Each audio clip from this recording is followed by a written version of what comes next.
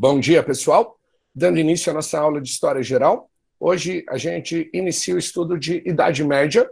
Nossa última aula foi sobre o Império Romano, né? A queda do Império Romano do Ocidente, tradicionalmente, de acordo com a nossa escola historiográfica, ela encerra a Idade Antiga e dá início à Idade Média. O primeiro tópico que a gente vai estudar aqui agora seria a civilização bizantina, o Império Bizantino. Precisamos fazer algumas referências. Primeira delas, o Império Bizantino, tá? É a mesma coisa que eu falar Império Romano do Oriente. Ou seja, no ano de 476 depois de Cristo, quando o Império Romano do Ocidente chega ao fim devido aos elementos da crise econômica, da crise política de sucessão, das invasões bárbaras, da desestruturação e falência do Estado romano, o Império Romano do Oriente vai continuar durando. Ele vai passar pelas invasões bárbaras, elas vão bater nele, mas não vão conseguir destruir a estrutura do Império Romano do Oriente. Tanto que, né, vou fazer a conta na calculadora, o Império Romano do Oriente ele vai durar até o ano de 1453, tá? Menos o fim do Império Romano do Ocidente, ele durou ainda 977 anos. Tá? Então, quase 1000 anos de história após o fim do Império Romano do Ocidente. O Império Romano do Oriente foi fundado numa antiga colônia grega chamada Bizâncio.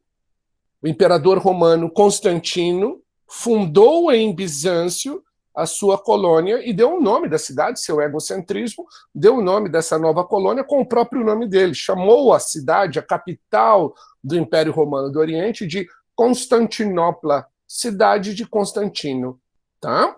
Então, Constantinopla, que a gente estuda como uma referência da capital do Império Romano do Oriente, passa a ser agora a capital deste império, o Império Bizantino.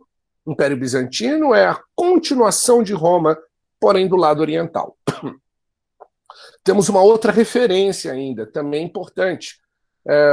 Império Romano do Oriente, ou Império Bizantino, ele está inserido dentro do estudo da Idade Antiga.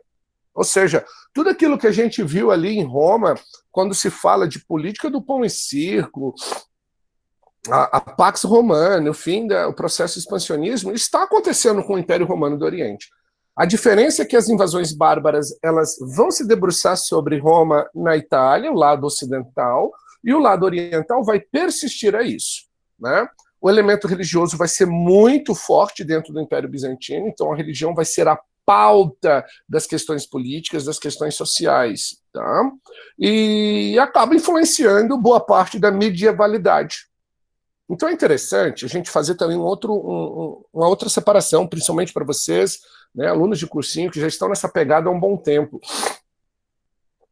Quando nós estudamos Idade Média, é muito comum generalizarmos e lembrarmos apenas de feudalismo, né, do processo de feudalização que está rolando na Europa Ocidental. Mas, na Itália, no leste europeu, aqui na parte oriental, né, que seria a atual Turquia, que você pega a parte da Turquia que está na Europa, a parte da Turquia que está na Ásia, ali é Império Bizantino. Ali não vai desenvolver feudalismo, ali não vai ocorrer descentralização política. O Império Bizantino é um império político centralizado, com aspectos teocráticos. Por favor, nada de divindade, porque agora todo mundo é cristão, mas a relação de teocrático, de representantes de Deus na Terra. Então, essa situação ela vai se firmar, né, com um império centralizado muito diferente do modelo que a gente tem no feudalismo da Europa Ocidental. Tudo bem? Na apostila de vocês, a partir da página 4, a apostila já começa mostrando ali um mapa, né, do Império Bizantino, fazendo referência do período de Justiniano e as conquistas de Justiniano. Por que a gente fala de Justiniano e não de outros imperadores? Porque este imperador, Justiniano, é considerado historicamente o auge do Império Bizantino, ou seja, a máxima extensão conquistada pelo Império Bizantino acontece durante a gestão de Justiniano.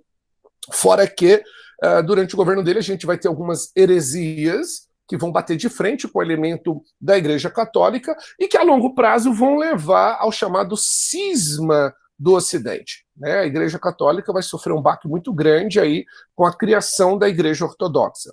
E são as relações que podem ser feitas e associadas ao Império Bizantino. Beleza? Eu vou compartilhar minha tela com vocês para a gente já trabalhar as estruturas didáticas desse assunto. Vamos lá. Então aqui, história da Idade Média Oriental, a gente fala de Império Bizantino e, posteriormente, de árabes e islamismo. Tudo bem? Árabes e islamismo é aula 2 de geral, a gente não entra nela hoje, mas já está aí no mesmo slide. Vamos lá. O Império Bizantino é um império cristão, altamente religioso. Esta imagem de Cristo foi pintada pelo Império Bizantino. São eles os responsáveis, para vocês terem ideia, por divulgar na cristandade a imagem de que Cristo era loiro, de olhos azuis. Tá? Essa pintura, essa iconografia, ela foi pintada do ponto de vista do europeu que estava ali na região do Império Bizantino, que havia dominado a área. Tá? Se a gente levar ao pé da letra, Jesus, sendo um judeu, ele tinha que ter uma estatura média aí de 1,60 m, 1,70 m, né, um nariz avantajado, cabelos encaracolados escuros, né, que seria a característica mais clássica de um semita, né, de um homem descendente aí da etnia dos semitas. Tá? E aí, claro, o Império Bizantino faz uma iconografia do ponto de vista europeu, é o eurocentrismo etnocêntrico do Império Romano. Bem, quando a gente fala de Império Bizantino, a gente precisa localizar ele. Tá? Então, o Império Bizantino, o Reinado Bizantino, era conhecido como Império Romano do Oriente, certo? Vai suceder o Império Romano como Império e reinado dominante do Mar Mediterrâneo. Então, durante todo esse processo que a gente tem, a partir do século V, né, com o ano 476, com a queda de Roma do Ocidente, o Império Romano do Oriente, a partir de agora chamado de Império Bizantino, vai dominar as relações comerciais do Mar Mediterrâneo. Então ele vai assumir aquele papel que era antes da Roma do Ocidente, né, fazendo comércio com os povos banhados pelo Mar Mediterrâneo, gerando abastecimento, né, continua o processo de escravidão. Então é interessante também esse ponto, né, é muito comum em nós, quando estamos estudando Idade Média, a gente vai lá, fala de feudalismo, servo, pronto. Parece que na nossa cabeça não existe mais escravo. Não, a escravidão vai persistir por muito tempo. Inclusive na Europa feudal, algumas pessoas eram escravas. Tudo bem que a média geral da população era de servos, mas eu ainda vou ter uma boa parcela dessa população que vai se manter escrava de alguém que não tenha liberdade total. Tá? Quando falamos de Império Bizantino, fazemos referência ao governo de Justiniano, ou Justiniano I, que é considerado aí o último grande imperador romano, né? Vai dominar as áreas do atual Marrocos. Então, olha lá a expansão pela África, né? Cartago, sul da França, da Itália, as ilhas, né, da França e da Itália, Península Balcânica, Anatólia, Egito, Oriente Próximo, a Península da Crimeia, no Mar Negro. Tudo isso conquista durante o governo de Justiniano. Se a gente leva ao pé da letra, chega a ser uma extensão territorial quase do tamanho do antigo Império Romano do Ocidente. Tá? É quase a mesma dimensão territorial. Então, é um gigantesco império associado, né, pelo Império Bizantino, e que vai ter uma dimensão territorial enorme, gigantesca. Tá? Então, essa fala aí necessária. Aqui, imagens e iconografias. Vocês estudam também Império Bizantino, vamos fazer uma referência lá da quinta série, sexto ano, quando vocês tinham aula de artes e a professora fazia lá a técnica do mosaico, né? Pegar uma foto de revista, picotava ela, recortava em vários quadradinhos e depois você juntava aqueles quadradinhos ali para dar origem à imagem original, né? Montar o rosto da pessoa que você tinha recortado. Então essa é uma técnica, né, do Império Bizantino. Claro que o mosaico deles eram feitos com vidros coloridos, né, para fazer imagens quase sempre de ordem sacra. Então a arte bizantina é quase sempre de conotação, né, religiosa, de aspecto religioso. Tá? Então essa analogia aí presente quando a gente fala da arte do Império Bizantino. Então, aqui origem, né? O embrião do Império Bizantino surgiu quando o imperador romano Constantino construiu sobre a antiga cidade grega de Bizâncio uma nova capital para o Império Romano, tá? Mais próximo às rotas comerciais que ligavam o Mar Mediterrâneo ao Mar Negro, a Europa e a Ásia. Na sua apostila, na sua apostila, na página 4, tem um item ali, considerações, está escrito assim, ó, multiplicidade étnica e cultural, predomínio étnico grego, né? A sobrevivência do Império Bizantino devido à localização estratégica. A capital, Constantinopla, está localizada entre o Estreito de Bósforo e o Estreito de Dardanelos. Esses dois estreitos ligam o Mar Negro e toda a área ali da Crimeia com o Mar Mediterrâneo. É um dos entrepostos comerciais mais importantes do planeta. A Guerra de Troia ocorreu por causa da disputa do Estreito de Dardanelos e o Estreito de Bósforo. A Primeira Guerra Mundial aconteceu por causa da disputa pelo Estreito de Dardanelos e o Estreito de Bósforo. E durante a Segunda Guerra Mundial, essa área também é importantíssima e que leva ao processo de conflitos. Quando eu digo que a Primeira Guerra Mundial aconteceu por causa da disputa do Estreito de Dardanelos e de Bósforo, isso é uma das causas, ok? Tá? Não é para generalizar que a guerra aconteceu só por causa da disputa dessa área, mas controlar essa área, controlar a região do Estreito de Dardanelos e de Bósforo, né, você está controlando todo o vínculo de entrada e saída de produtos do Mar Negro para o Mar Mediterrâneo e vice-versa, do Mar Mediterrâneo para o Mar Negro. Então, é uma região comercial importantíssima. Tudo bem? Então, a figura aí da localização geográfica do Império Bizantino. Outro ponto, né, vão exercer muito fortemente a figura da diplomacia, no acordo com os invasores, e a questão de um exército profissional. O Império Romano, gente, os soldados, isso é uma curiosidade, ajuda a entender isso, no Império Romano, os soldados, as armas dos soldados, elas eram bancadas pelo general. Tá? Não é o Estado romano. Demora para o Estado romano fazer isso.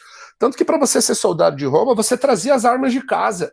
Então acontecia às vezes que eu, sendo mais rico, podia ter armas melhores, lanças e armaduras melhores. O cara, sendo mais pobre, ele ficava preso ali com uma arma mais simples, com metal, né, de baixa qualidade. Tá? Então, o Império Bizantino ele estrutura um elemento, um ponto de vista de organização, estabelecendo aí, né, uma relação com um império mais fortificado, mais preparado para o aspecto militarizado. A diplomacia, por causa da localização geográfica, né, por estar situado entre o Estreito de Dardanelos e o Estreito de Bósforo, é uma área de passagem muito grande para quem vem do Oriente, né, do Oriente Próximo, que a gente chama, porque o Médio está mais para baixo, tá? Do Oriente Próximo. Então, era um ponto necessário de constantemente tinham diversos passos por ali, né? Como migrações, como invasões. Então, a cidade de Constantinopla ela vai ter que ser muito bem fortificada para aguentar esse processo. Então, muitas vezes, em vez do conflito, a diplomacia que salvou Constantinopla de uma destruição. A cidade de Constantinopla ela possui 3 muros diferentes, gigantescos, que cercam toda a cidade.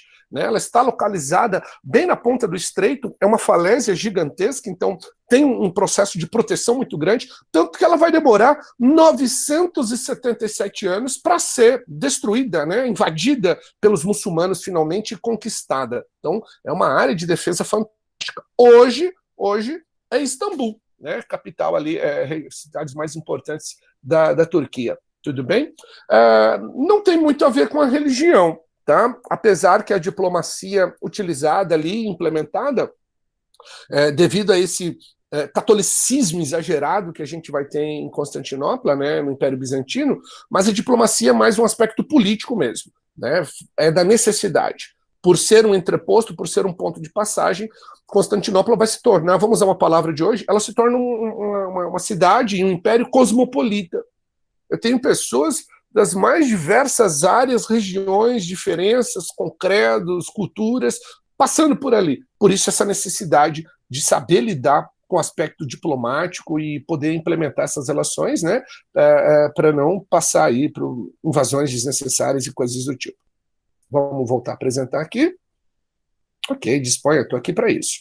Então, a gente continua agora falando do governo de Justiniano. Tá? Então, o Justiniano vai ser o imperador que vai o auge do Império Romano. Inclusive, ele vai fazer uma realização que é muito comum a gente citar ela ali no lado do Império Romano. A última aula, se você pegar a apostila 1 depois, a última coisa de Roma, está lá o legado cultural, falando da importância do direito romano, né? Os romanos são aqueles que vão estruturar o direito enquanto ciência, enquanto faculdade de estudo, né? E as instituições republicanas. Porém, o direito romano, a grande importância dele existir como ciência, né? Uma ciência para estudar as leis, a jurisprudência e o direito em si, é uma obra de Justiniano. É Justiniano que vai criar, né, um dos maiores compêndios jurídicos para a humanidade com relação à lei, que é o Corpus Juris Civilis. Tá? A gente já vai falar disso. Então vamos lá. Governo de Justiniano. O mais importante governante da dinastia latina foi a dinastia Justiniana. Tá? O imperador Justiniano, né, governou aí entre 527 e 565, tá? Buscou restaurar e dispor sua inteira autoridade e vastidão típica do Império dos Antoninos. Né? Justiniano era um general, tá? Quase que analfabeto, que cresce à sombra do imperador do Império Bizantino, e ele se faz, né? Ele se elege é a palavra exagerada aqui do prof, mas ele se mostra como digno para se transformar em imperador, tá? E inicia aí um período de conquista, de expansionismo, trazendo de novo, né, aquela glória do Império Romano. Tá? Em 534, sob o comando do seu general Belisário, né, o exército de Justiniano vai conquistar o reino dos Vândalos, que era um reino bárbaro. Em 544, né, vai concluir as guerras góticas na Península Itálica, né, e vai tomar a Itália novamente. Então, durante um certo período, olha lá, logo após a queda de Roma do Ocidente, a Itália cai sob domínio do Império Bizantino, ou seja, os cristãos passam a controlar novamente aquela área, que na época estava sob domínio dos ostrogodos, tá? Um povo bárbaro, né? Estava sobre essa relação dos povos bárbaros dominando a Península Itálica. Olha aqui um mapa colorido para observar melhor, tá? Vou usar o cursor aqui, ó. Então, aqui em laranja, tá? Isso aqui era o antigo Império Romano do Ocidente. A divisão, ela estaria bem aqui assim, tá? Então, tudo em laranja aqui escuro, por favor, né? Vamos melhorar as cores, professor. Tudo em laranja escuro, Império Romano do Oriente, né? Isso aqui é o Império antes das conquistas de Justiniano. Aqui, ó, bem nesse pontinho, Constantinopla, Estreito de Bósforo, Estreito de Dardanelos. Então, quem vem do Mar Negro passa por esse primeiro estreito e depois passa pelo segundo estreito. Por isso, dominar essa região aqui era um elemento muito importante de aspecto econômico. Aqui, gente, é a Grécia, tá? Aqui é a Grécia, aqui fica Esparta, aqui fica Tebas ou Atenas, né? Essa área aqui é aquela área da Magna Grécia. Então, por isso que a gente fala que majoritariamente a população do Império Bizantino era de origem grega. Tá? Então, quase todas essas cidades foram estados gregas e que agora, né, pertencem ao Império Bizantino.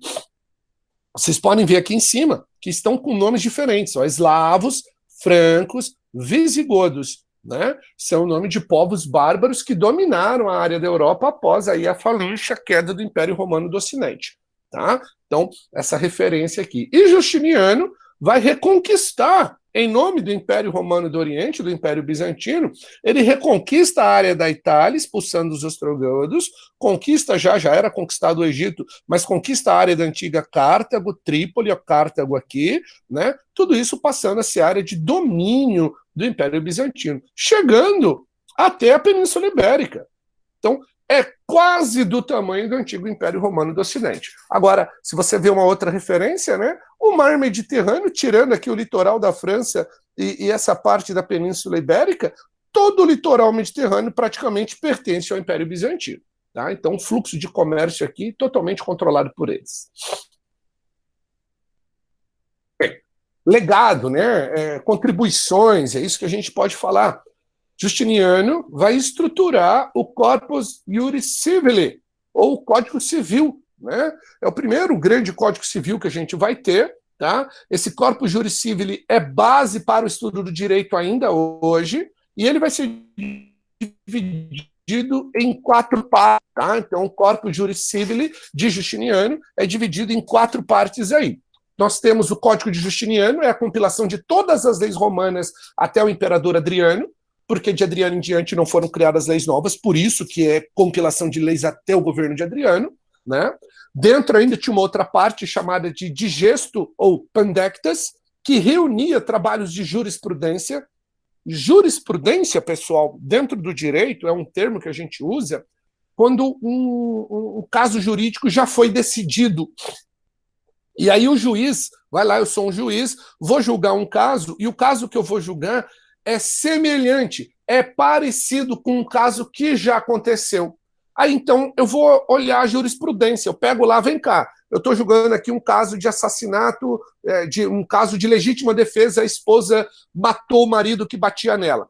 Aí eu pego, vou lá olhar nos registros, né, de jurisprudência, no digesto, e vou ver se já teve um caso semelhante. Aí eu olho que lá atrás, há 50 anos atrás, uma mulher também matou o marido em legítima defesa porque ele batia nela. Aí, em vez de eu ter que fazer todo o julgamento, eu vou olhar, claro, né, as partes, né, vamos ver as provas desse atual crime, mas eu olho, vem cá, e lá no passado, como que o juiz ele agiu? Ah, ele falou que foi legítima defesa e deu a causa para a mulher. Então, para eu não ter que ter todo um gasto de trabalho de estudo, eu uso a jurisprudência. Ó, esse caso é igualzinho àquele caso julgado há 50 anos atrás, o juiz naquela época decidiu desse jeito, eu também vou decidir desse jeito. Então, dentro do direito, o estudo da jurisprudência ele é muito importante para poupar tempo, né? E para poder dar uma segurança jurídica, ou seja, casos semelhantes, com situações semelhantes, independente do tempo e espaço, podem ser decididas da mesma maneira. Então eu vou lá direto na jurisprudência. Tudo bem?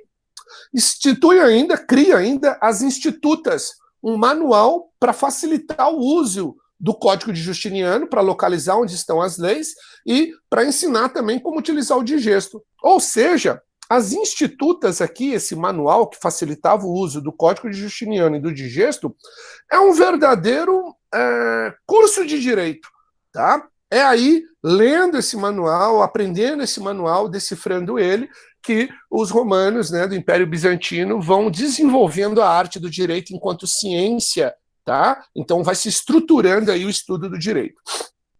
E, claro, ele ainda tem que pôr a marca dele, o nome dele, ele cria as novelas ou autênticas, onde estariam as novas leis decretadas por Justiniano e seus sucessores, tá? Para poder marcar aí e dar um elemento de governabilidade. Aqui uma imagem do Corpus Iuris Civilis, a letra I ou a letra J tem o mesmo som, o mesmo fonema, tá? Nesse período aí, latim antigo, grego antigo, tá? Então Corpus Iuris Civilis ou Iuris Civilis dá a mesma. E aí, tá? Justiniano também, é ele que ordena a construção da Basílica de Santa Sofia, localizada hoje, né, na Turquia, e vai estabelecer um elemento importantíssimo para nós, tá? No Império Bizantino, nós vamos ter a relação do chamado Césaropapismo. César de governante, imperador, papismo de papa, chefe religioso. Ok? Então, a maioria dos imperadores bizantinos eram cesaropapistas. Cesaropapismo foi um sistema de relações entre a igreja e o Estado, em que o chefe de Estado cabia a competência de regular a doutrina, a disciplina e a organização da sociedade cristã, exercendo poderes tradicionalmente reservados à suprema autoridade religiosa, unificando tendencialmente aqui as funções imperiais e pontífices em uma só pessoa. Traduzindo isso que o prof acabou de ler, a maioria dos imperadores bizantinos interferiam nas questões religiosas da Igreja Católica e governaram o Império Bizantino num misto de supremo poder político e, ao mesmo tempo, poder religioso, tá? Ele tem essa mesma relação, ou seja, eu tenho poder político, eu tenho poder religioso, tá? Então esse elemento ele está diretamente ligado à figura dos imperadores bizantinos, tá? Ele usa essa referência de poder, ele se intromete nas questões religiosas e por se intrometer nas questões religiosas ele acaba desenvolvendo um elemento de poder diferente.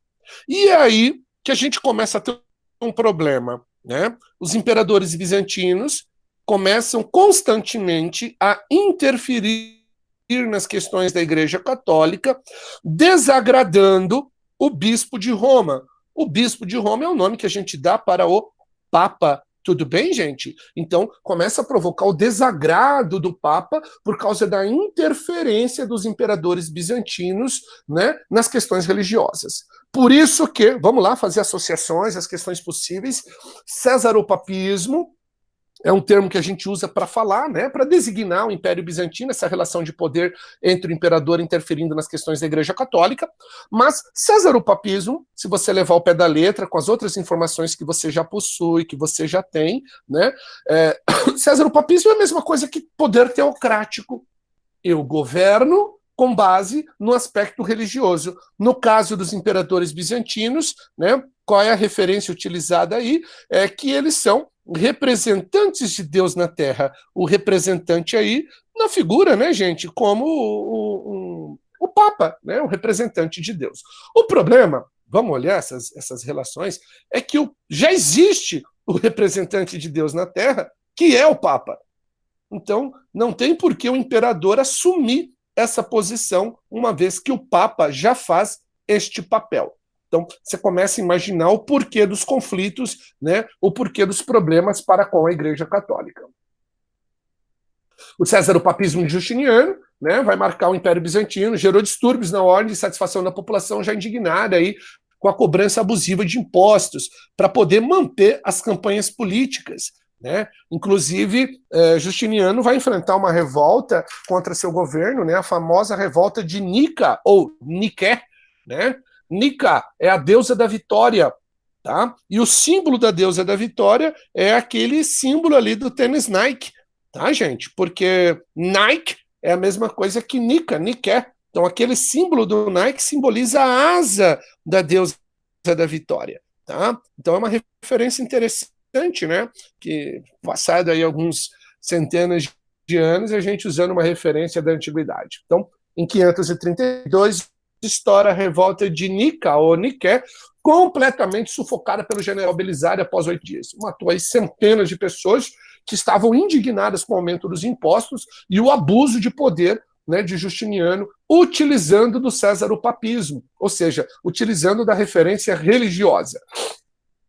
Desgraça por bobagem, o Império ainda vai se ver à volta aí com terremotos, fome e a Grande Peste de 544. Então, tudo isso durante aí a era de Justiniano, né? E por isso essa referência de dar essa importância ao governo dele. Lembrando que ele começou a governar em 527 e vai sair do poder em 565. Até aqui está tranquilo? Deixa eu fazer uma pausa aqui para verificar com vocês. Pessoal, tem alguma perguntinha lá? Sim, está tudo tranquilo. Então, por enquanto, né, o que a gente falou, localização do Império Bizantino, herdeiro do antigo Império Romano do Oriente, é a mesma coisa. Utilização do césaropapismo, esse aspecto de poder político misturado com elemento religioso, né? E agora a gente vai entrar num elemento importante do Império Bizantino, que é a importância que eles dão à religião, tá? E o conceito de heresia. Vamos entender um ponto? Lá atrás, quando Constantino estrutura a Igreja Católica, ele faz isso no ano de 525. Na época, em Roma, nós tínhamos centenas de seitas cristãs. Não existia Igreja Católica. Tá? Então, cada grupo de cristãos honravam Jesus e seguiam o cristianismo ao seu modo, ao seu jeito. Não havia uma regra única para todo mundo, uma regra para ser cristão. Então, Constantino estrutura a Igreja Católica, eles vão reunir todos esses líderes dessas seitas cristãs e vão entrar em consenso. O que o cristão deveria fazer? Qual era o caminho correto para seguir os ensinamentos de Jesus, honrar a memória de Jesus e adotar o cristianismo como religião? Então, é quando é estruturada a Igreja Católica. A Igreja Católica, ali naquele momento, ela estabelece o que a gente chama de ortodoxia. Ortodoxia significa caminho correto. Ou seja, o caminho correto para se chegar ao cristianismo, né, era o caminho estabelecido pela Igreja Católica. Se você não seguisse aquele caminho correto, ou seja, se você não seguisse a ortodoxia, você seria considerado um herege. Então, o conceito de heresia é tudo aquilo que vai contra o caminho correto, que naquele momento era aquilo que a Igreja Católica estabelecia como modelo. Hoje, isso é mais amplo, né? O conceito de heresia hoje ele tem que ir contra os ensinamentos cristãos, porque a gente tem diversas igrejas cristãs, a Igreja Católica não possui mais o monopólio da cristandade, então ela não pode manter isso como único elemento e ela ser responsável por julgar o que é uma heresia ou não. Mas nesse momento da história antiga, entrando na Idade Média, o conceito de heresia é o conceito que passa pelo crivo da Igreja Católica, ou seja, não está seguindo o modelo da Igreja Católica, é um conceito de heresia. O Império Bizantino, né, devido ao valor que se dá à religião, a religiosidade ela é muito forte dentro do Império Bizantino, a filosofia ela é toda voltada para a religião, as discussões, então as pessoas respiravam religião no seu dia a dia. Tá? A conotação religiosa era muito forte. E por ter esse elemento muito forte do aspecto religioso, ele vai interferir, né, criando novas maneiras de interpretação religiosa. Então isso vai se tornar muito forte naquele momento, em virtude do aspecto aí, tá, do Império Bizantino como um todo. Vamos lá agora, voltando para o slide aqui, para a gente falar das heresias.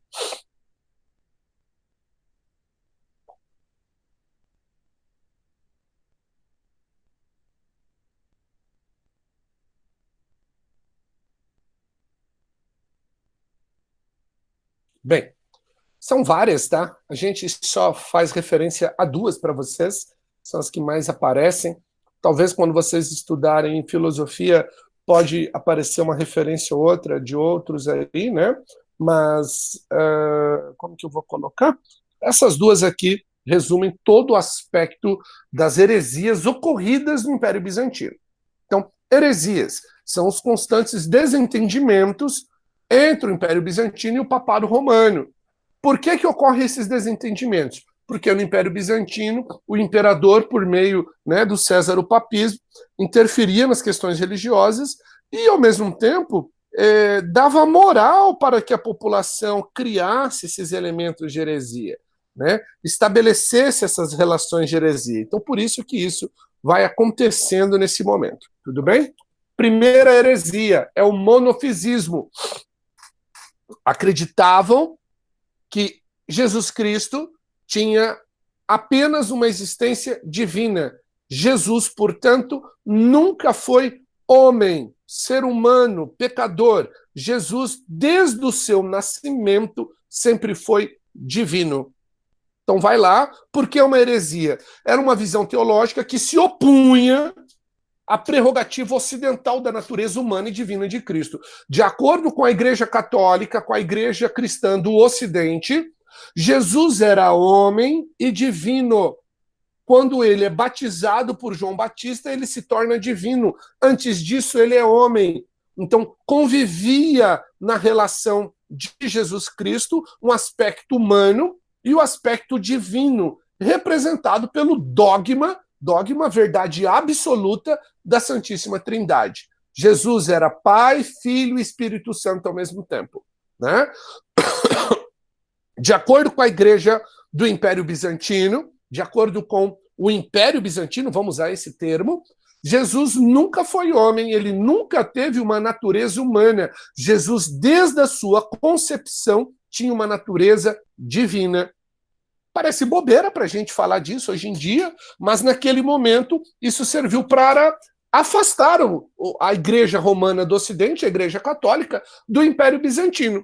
Porque perante a Igreja Católica isso era uma heresia, ou seja, é pecado que vocês estão falando. Jesus teve sim uma natureza humana, Deus mandou ele como humano para mostrar a nós homens que todos nós podemos alcançar a iluminação e viver como o Messias viveu, né? Porém, no Império Bizantino, monofisismo, Jesus tem apenas uma natureza divina. Segunda heresia, né? A Igreja Católica, ela não condenava as imagens. Então, a Igreja Católica era uma igreja que tinha ícones, cultuava ícones. imagem de Jesus, imagem de Maria, imagem de santos, imagem de protetores e assim por diante. Na igreja do Império Bizantino, que era católica também, mas, vamos lembrar, sofre influência muito forte do césaropapismo, o controle político exercido pelos imperadores, surge um movimento dentro do Império Bizantino que passa a condenar o culto das imagens. Tá? Vamos fazer um outro ponto, que ele é um link importante aqui. Essas heresias que estão surgindo no Império Bizantino, elas estão diretamente ligadas aos cristãos primitivos, aos primeiros cristãos, antes da criação da Igreja Católica. Então, eles eram iconoclastas, eles condenavam o culto de imagens, por quê? Eles afirmavam que ao cultuar imagem, ficar rezando por um santo e coisas do tipo, isso lembrava politeísmo. Você, de certa maneira, estava colocando um pezinho no politeísmo, e isso vai contra tudo que Jesus pregou à população, isso vai contra tudo que Jesus falou do seu legado espiritual. Tá? Então, ela vai se distanciando da Igreja Católica, né, daquilo que era pregado pelo Papa em Roma, estruturando uma igreja com aspectos únicos. Ela era a igreja católica, ela era uma igreja cristã, mas ela tinha particularidades que distanciavam ela da igreja do Ocidente. Essas heresias e sua aceitação por parte das autoridades cristãs de Constantinopla inseriram na necessidade de manter a unidade do Império Bizantino, aceitando a assimilação, né, de características religiosas dos povos asiáticos mais ligados à espiritualidade. Né? As heresias causaram instabilidade social em virtude da ação de seus divulgadores, levando os imperadores bizantinos a intervirem na estrutura administrativa da Igreja de Constantinopla. Ou seja, em Constantinopla, para administrar os conflitos decorrentes da heresia e manter a unidade do império e da igreja, o imperador teve que exercer o césaropapismo. Ou seja, ele passa a governar o império como sendo um homem eleito por Deus, escolhido por Deus e pela igreja para governar o império. E por isso, tendo o direito de interferir nas questões religiosas. Tá? Ele tinha esse processo de poder fazer isso devido a essa necessidade de evitar conflitos maiores. Então, querendo ou não, a figura de exercer o césaropapismo vai ser reforçada a partir do século V, em virtude das heresias, né? Primeiro do monofisismo, e no século VI, por causa da iconoclastia, né? O ato de destruir as imagens, de não ter imagens. Esse elemento, esse conflito entre a Igreja Católica Apostólica Romana e a Igreja Católica Apostólica Bizantina vai levar a uma grande divisão dentro da Igreja Católica, que nós chamamos de o Grande Cisma, ou Cisma do Oriente. Acontece no ano de 1054. Tá? A partir do ano de 1054, os líderes da Igreja de Constantinopla e da Igreja de Roma se excomungaram mutuamente. O Papa, lá na Itália, vai excomungar, né, o patriarca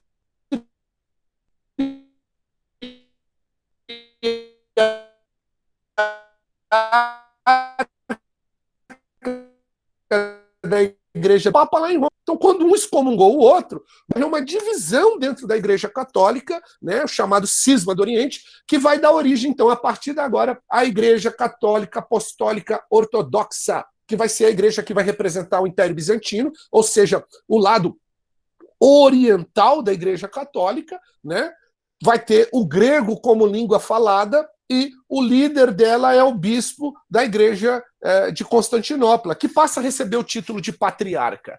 Tá? A Igreja Católica Apostólica Romana vai continuar com sua sede em Roma, tendo o latim como principal língua. Então, um dos fatos da gente estudar o Império Bizantino é porque é dentro do Império Bizantino que vai ocorrer o primeiro grande golpe contra a Igreja Católica, né, dando origem à Igreja Ortodoxa. Eu falo primeiro grande golpe porque depois a gente vai ter esse momento lá na Reforma Protestante de novo, tá? Mas numa primeira situação, isso acontece aí com o cisma do Oriente.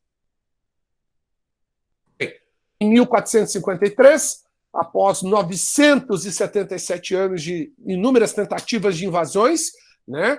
Constantinopla finalmente cai sobre domínio otomano. Os turcos otomanos, né, a população muçulmana da Turquia, o Império de Otomano, vai invadir, vai vencer Constantinopla. Constantinopla cai sob domínio otomano e a gente considera essa data, né, de queda de Constantinopla, o ano de 1453, como o fim da Idade Média e o início da Idade Moderna, né? É a data simbólica que a gente coloca aí para o processo das grandes navegações. Eu falo simbólica porque se a gente levar ao pé da letra, né, pessoal, Portugal começou a fazer suas navegações em 1415, então quase 40 anos antes do fim, né, da queda de Constantinopla. Mas a queda de Constantinopla, agora você entende aí, né, localizada entre o Estreito de Dardanelos e de Bósforo, ela é crucial porque agora o comércio de Constantinopla, que era um comércio cristão, né, de conotação romana ainda, o Império Bizantino, agora era a área de domínio dos muçulmanos. E aí vai mudar toda a relação de comércio, o que leva ao processo das grandes navegações e à conquista aí da América. Tudo bem, pessoal? Até aqui está tranquilo. A gente encerra, então, Império Bizantino. Tá? A próxima aula seria sobre árabes e o islamismo. Então, agora a gente vai para a história do Brasil, onde o prof vai falar da primeira aula de História do Brasil, localizada na página 50 da apostila 2. Nós vamos falar do chamado período joanino, a vinda da família real portuguesa e o período joanino. Tudo bem?